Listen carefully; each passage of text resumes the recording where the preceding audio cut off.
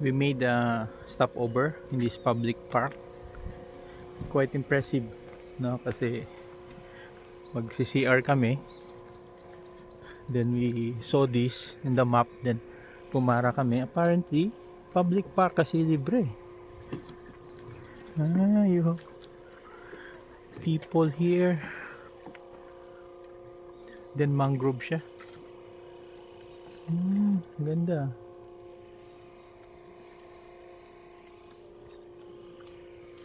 For rent ata siguro tong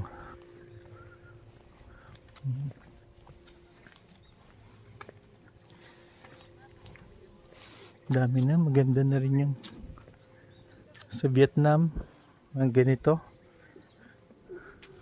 Tingnan natin here. Ano sila?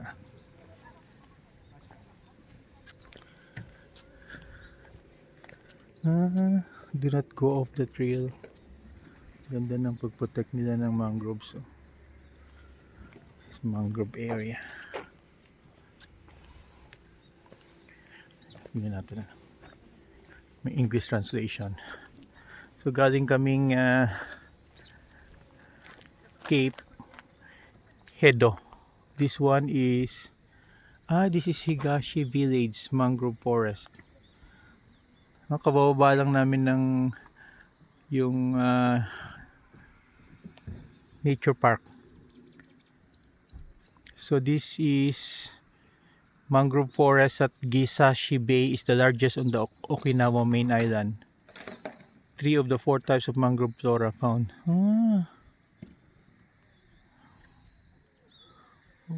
Galing ng pagka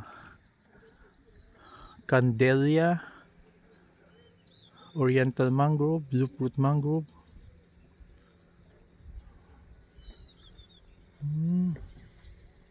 Galing ng protection, no?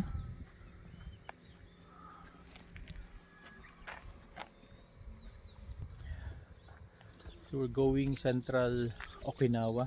Naikot namin north. We're planning to stay dito sa central part. By tomorrow we will be meeting a high school classmate here sa Chatan. Ayan. I think they're renting it, na?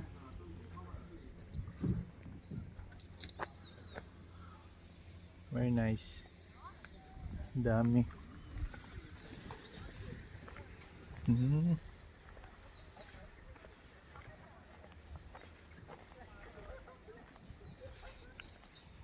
Yun. This one. Pwede rin isa. Nice. Walang bayad yung pasok mo. I think you'll be renting yung ganyan. It's for rent. Yung kayak for rent. Very nice.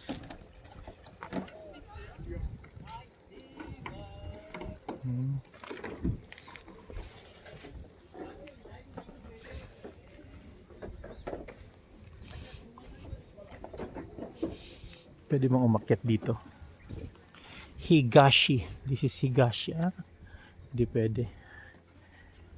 Higashi Mangrove Forest. Ang daming foreigners, no?